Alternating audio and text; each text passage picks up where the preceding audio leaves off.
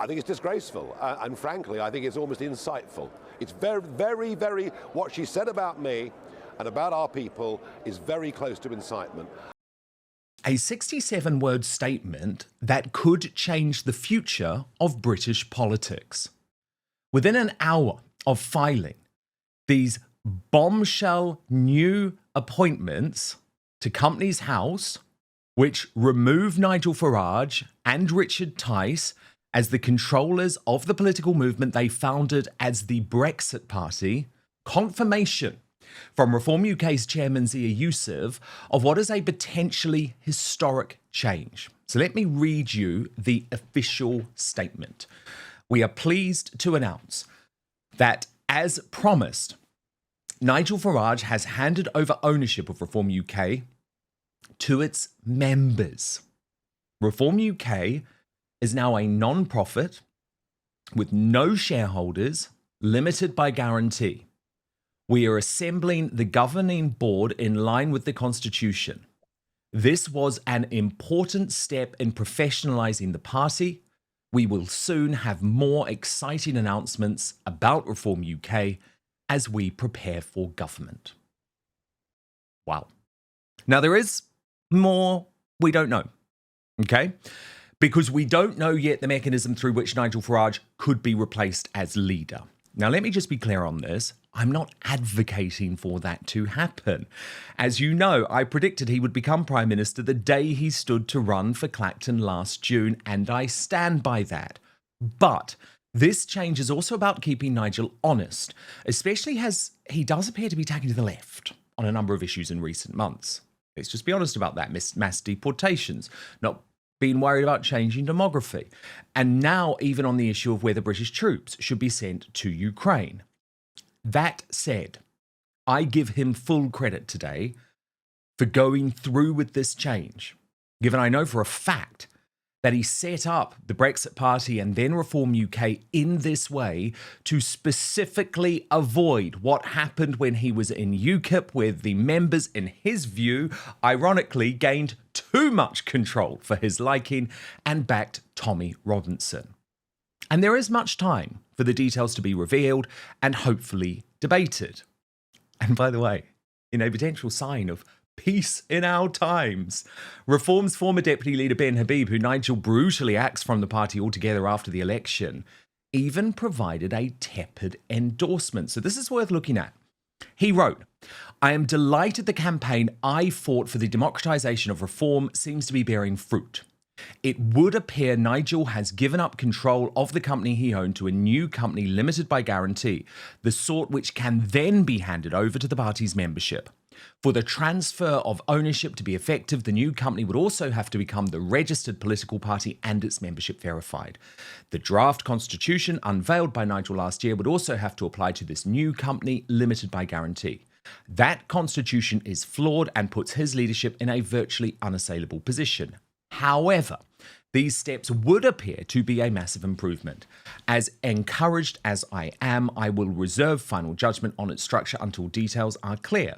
For the sake of the country, it is vital that if reform is to play a central role in British politics, it is democratised." So with the right more united in some time with that announcement from Ben Habib, now the chairman of the Great British Pack, no wonder Labour is in full-on panic mode. Trust me, that's the reason behind the hard left, pro-Hamas, extremist MP Zara Sultana, who has just been readmitted to the Labour Party, being allowed to launch insane attacks on reform, which, mark my words, are going to become increasingly deranged and increasingly commonplace as Farage continues to lead in every major poll. So in a no thanks Nigel statement, where she refused to apologise to her for her obvious incitement to violence the day before, Sultana's rhetoric actually went harder, as she declared, "In my view," these are her words, "based on the comments they have made publicly about Muslims and migrants, Reform UK is comparable to the National Front and the BNP. We pushed back against them before and will do it again." Now, Reform's Muslim chairman, Zia Youssef, responded immediately. He told her, remarkably, you've managed to write a lengthy statement in which literally every sentence is false. Then Nigel's loyal MPs defended their man on X, even his leadership rival Rupert Lowe, who posted, at Reform we are everything you are not. Patriotic, decent, civil. We are in Parliament to represent our constituents and our country. You should try it occasionally. You might enjoy it. Please do remember this. You are the MP for Coventry, not Gaza. Act like it. Lee Anderson posted, note to Zara Sultana, meet the future. But then things really kicked off. When James McMurdoch, the party's youngest MP, he's really had to deal with a whole load of tough stuff about his past, added, backpedal bingo. Tick, play the victim. Tick, emotional blackmail. Tick, claim the moral high ground. Tick, make baseless accusations. Tick, add some character assassination. Tick, outright lie. So that prompted another offence archaeology tirade from Nasty Sultana, who shot back, aren't you the guy who got convicted for assaulting your then girlfriend while drunk outside a club? But James soon showed why Reform has its finger on the pulse of Britain. Because this is how he replied, and I just want to say, good on you, James McMurdoch. He said, no, I'm the guy who was the first in his family to go to university, who co-chaired the Finance Society and was treasurer for the rugby club, who dragged himself out the gutter and built a life that most men can only dream of, who is surrounded by love, surrounded by family, has 3 daughters, and in the next week or so will be announcing the birth of my second son, who gave up all the peace and comfort in the world to try and save Great Britain from the slow path of decline it is on. This weak gotcha has run its course. I won my seat with £400 and 2 weeks of campaigning. Every time I speak in Parliament, I represent 810,000 voters. You should remember who you are supposed to be representing. And I just say, hear, James Murdoch. I know what it's like when people try and use allegations connected to your past to cancel you today. That is done. That type of offence archaeology is over. Move on. And that was a brilliant response, because let's tackle things head on now. But I do have a but. You know I always have a but. Because before we get carried away, Reform does actually now need to realise what we are facing in terms of the total invasion of the United Kingdom and the loss of the native population. Heed the warning now, as top demographer Dr. Paul Morland predicts that by just 2050, not that far away, the majority of children in the UK will be non-white. Watch. What about the numbers? I want to hear the numbers. So what are the trends? For example, will Britain become a minority white British country within the next 50 years? Oh, it's less than 50. I would say within 30 years. The current level of immigration, if you bring 1 million people in a year, and that's net, it's more than 1 million, and you have some Brits going overseas, and of course there is a bit of a movement, there are some immigrants who come and go, but there's no doubt. I mean, there's also the question of how quickly people assimilate. People from Europe become white British, and my own parents were Germans, and I identify as white British on the census. So there are all sorts of questions around that, but at the level of 1 million people a year, and for all the talk of smash the gangs and immigration controls, I don't see that significantly changing under either of the two main parties. Then I think by 2050, at least the majority of children in this country will be non-white British, and quite possibly of the whole population. And this is why, as a demographer, a point I keep making is that if you want the economy to grow, if you want a balance of people of working age and the retired, and if you don't want mass immigration, then you have to have larger families. People actually have to take the responsibility themselves of saying that they will have 2 or 3 children if they can. And of course there are cultural reasons they don't, there are economic reasons they don't. I think the government's responsibility is to help them. If we don't have reasonably sized families, then inevitably we will either decline as an economy and decline as a nation. The fight for the future of Britain is well and truly on. Now, my superstar panel.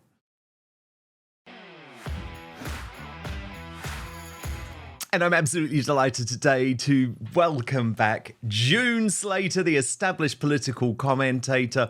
Of course, she's all over Facebook and YouTube, and the social commentator Leilani Dowding. Now, June, let me start with you on this, because for a long time you have been saying to all of the people who've been a little bit like Ben Habib, a little bit impatient about Reform UK and the changes they're making, just be patient, give Nigel a chance, give the party a chance.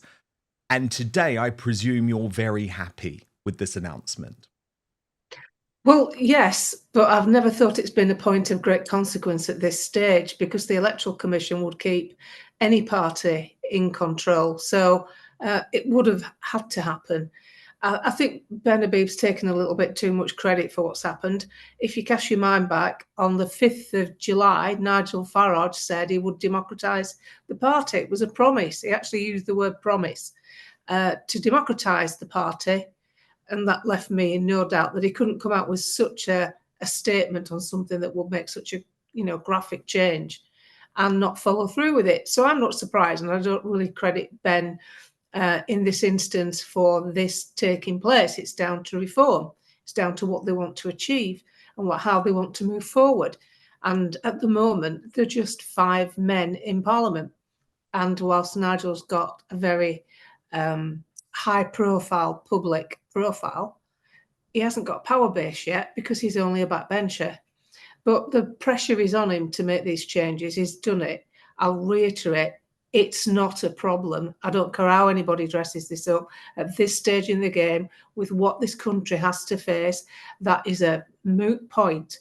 And I'm sad to say the only people bringing it forward have been people who have stood multiple times as candidates for reform and lost. And I'm curious as why they stood in the first place, if this was such a big thing to them. Why didn't they say, well, I can't stand for a party that's not democratised? And why it's only come to the forefront after they lost. These are good people, bearing in mind. These are people I'd be happy to vote for if they were my constituency representative. But nevertheless, I think this has been overplayed and over-sensationalised. And the people that should be worried about anything like this are the people putting the money where their mouth is, which is the backers. And they haven't even made a whisper about it. And Zia's obviously quite happy to go along with it, as are Candy and the other people that have offered support. So I think it was a fait accompli. It's not because of pressure. Leilani Dowding, I guess the counter to that is that a political party can only be kept honest if its members have the opportunity to vote out a leader for whatever reason. But first, do you know that sleeping less than 6 hours per night doubles the risk of early death? Poor sleep is also linked to obesity, heart disease, high blood pressure, diabetes, depression, and a weakened immune system. Now, personally, I have struggled with my sleep for a while. I actually tried everything, but I found it difficult to wind down and get to sleep before about 2 a.m. Now, I thought that was weird, but apparently I'm not alone, because the CDC reports over 35% of adults in the US sleep less than the recommended 7 hours. Many sleep supplements contain melatonin and other ingredients. The problem with them is they create dependencies, cause morning grogginess, and lose their effectiveness over time. So that's why I've started taking Evening Being. This is a brand new product from the brilliant Verso. They spent 3 years protecting the formula. They created a melatonin-free drink mix with clinically studied, patented ingredients. It's formulated to calm an active mind, help you fall asleep faster, stay asleep longer, and improve deep and REM sleep, all without creating dependencies or causing morning grogginess. Now, the best thing is, I actually look forward to drinking Evening Bean every night because it just tastes really good. And by the way, it's great if you're vegan or keto as well. So click the link in the show description or head on over to evening.ver.so/outspoken. Use the coupon code outspoken at checkout to save 15% on your first order. Try Evening Bean tonight and wake up feeling refreshed tomorrow. That's evening.ver.so/outspoken and use the coupon code outspoken to save 15% at checkout. Really, really brilliant stuff. But now, back to the show.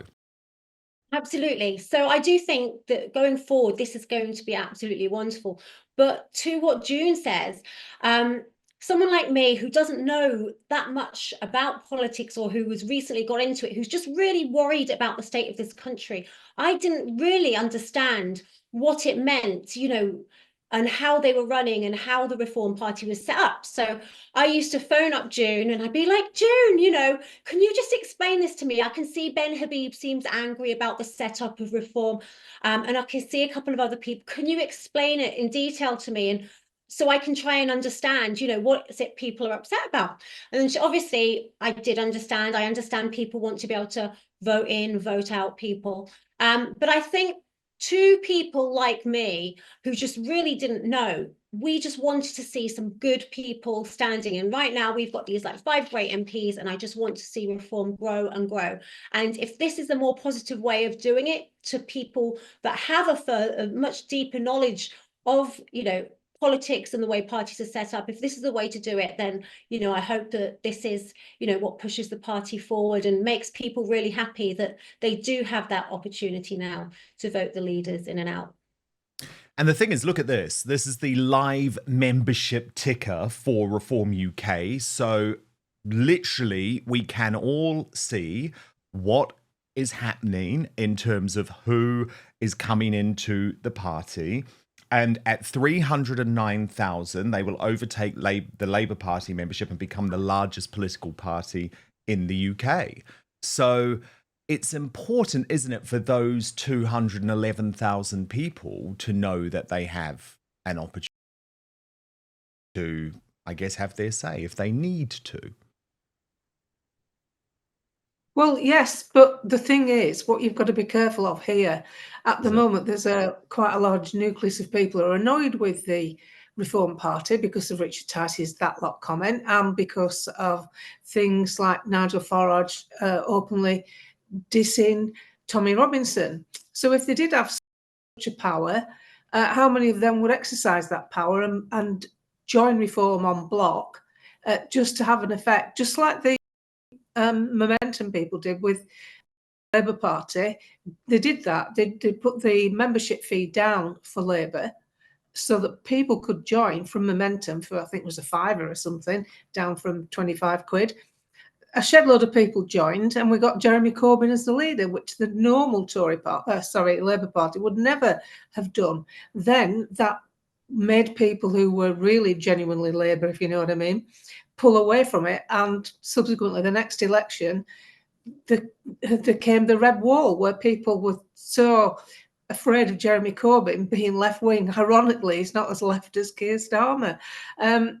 That they voted for the Tories. So you've got to have some sort of mechanism, and the mechanism is similar to how every other party is set up: Lib Dems, Conservatives, and that is, you have to go through a management structure. You can't just get a posse of members together and say, right, we're having you out. That's dangerous, and particularly dangerous right now, because spite and bad feeling, lack of political knowledge would cause a lot of people to vote Nigel down because they're mad at him. You don't do politics like that, unfortunately, and people will learn so many skills, but they won't bother to learn about politics. And this is the most critical time, whoever you are on the planet and whatever age you're at, this is the most critical time you should be learning about politics, because you're not going to get another opportunity. After 2029, we're sunk. It's as Exactly. simple as Save that. our country. Save our country. It is so critical. So, June, you can see how desperate Labour is getting. Zara Sultana, who is this attack dog on the hard left, Corbynista, pro-Hamas, the full works, she has been readmitted to the party, June, and now comparing Reform UK to the BNP and the National Front. What's your response to that claim? Well, maybe now you can see why Nigel Farage openly puts this physical barrier up to Tommy Robinson, because Tommy and the right wing, anybody right wing, this is what Labour will do. They'll try. I mean, the BNP don't exist. They're gone. And Nigel Farage was instrumental in them not being about, because they were too hardcore. They were over the top. And so Nigel didn't want that. He didn't want it for UKIP. And he's tried to be as moderate as he can be. He's been polite with news presenters who insist on talking about Tommy Robinson.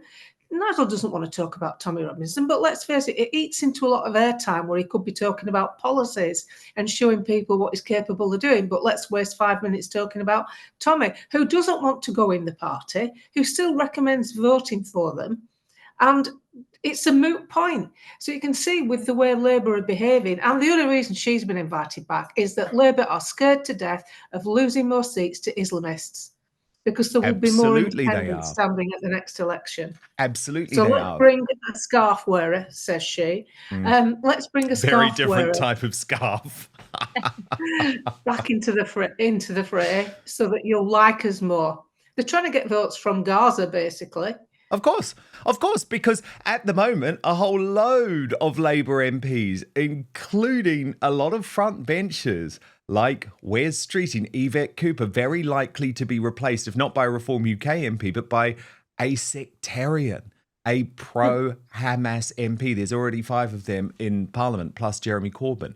Leilani Dowding, how do you feel about the fact that actually we are facing in a couple of decades away, the majority of children in this country are going to be non-white? And is that an issue that is acceptable to talk about politically? And should it be? In Starmer's Britain, I don't know if it is acceptable, but I think it should be acceptable that it's talked about. You know, I don't have children myself. June hasn't got children, you know, so you're talking to 2 people that don't. But the question is why? Yeah.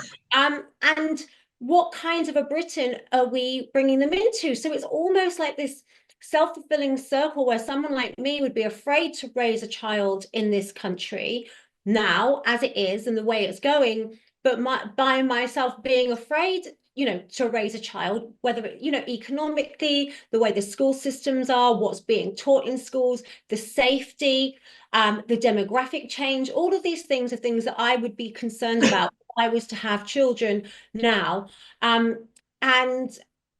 Or if I've been looking after my niece, I'm afraid for her, as though she was my own, you know, of what she'll be facing.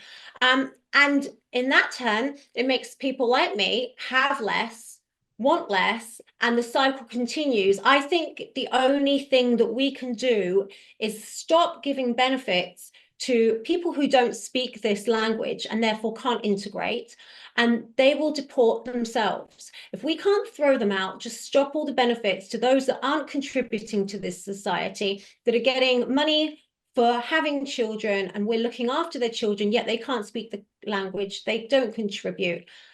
Let them deport themselves.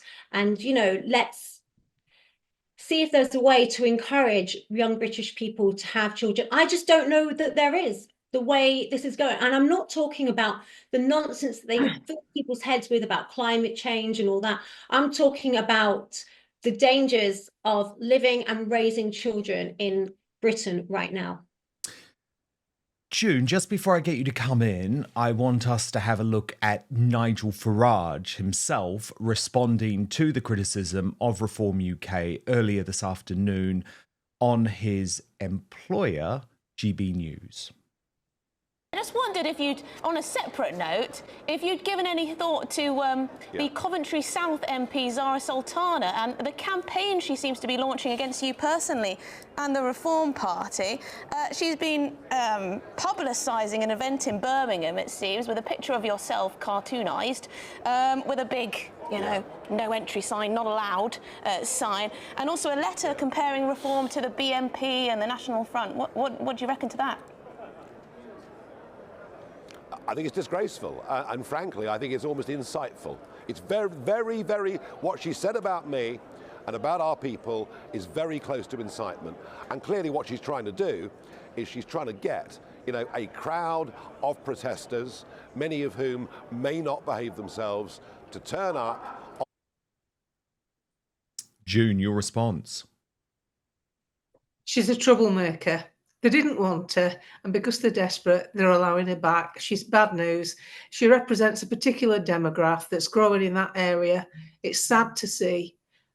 She's not a very nice person as far as I can see, and I'm sick to death of seeing other countries' flags waving on the streets of Britain. It's about time we realise that we are a country of tax-paying, moderate people who just want to get on with our lives. We're not interested in what's going on overseas particularly, because we seem to be paying for everybody, and we've had enough of it. And I think Nigel Farage is completely, I think he's completely right in saying it's insightful, because, you know, they're never off his case. People think I'm a fangirl. I'm not a fan. I'm just very, very practical in how I see things. And this man leading this particular party is the only hope of getting any slight change in this country. And the way it's going, Keir Starmer, he's selling ourselves overseas. He's backing the wrong horse with the upset in Ukraine. He is prepared to allow people like her back into the party, simply because what else can he do? He either loses, she keeps a seat, or he loses it to an Islamist. You know, most of these councils are bankrupt because of spending in the wrong areas, and it goes up the food chain, I'm afraid. And I think Nigel Farage is a very tolerant man. And I wonder if he sometimes thinks I'd have been better off being a commentator. He's not come back into politics for money.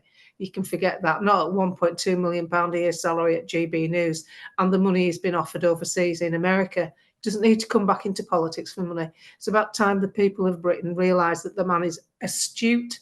He's sounding what he thinks. He might not say things to you that you think are right, like when he said you can't attack Islam head on. You can't face the facts. We would lose. It's that simple. And just because you've got a few aggressive young men who think that walking around the streets of London at a protest is going to sort anything out, it's not. Because unfortunately, the bulk of the British public want to get on with their lives. They don't want to break the law. They don't want to fight on the streets. They don't want it. We're 3 generations into apathy, and it's not going to change. So the only way you can change this country is to vote unsuitable people out. And you'll do that by nicking votes from the centre ground. It's the centre. Thank you so much for watching Dan Wootton Outspoken. Please click on my face just to the bottom left to subscribe to this brand new independent news source, and turn on the notification bell so you'll be alerted to our brand new live shows, uncancelled interviews, and special royal episodes. Outspoken is also now available as a podcast, so you can listen to the show every weekday on the go, wherever you are.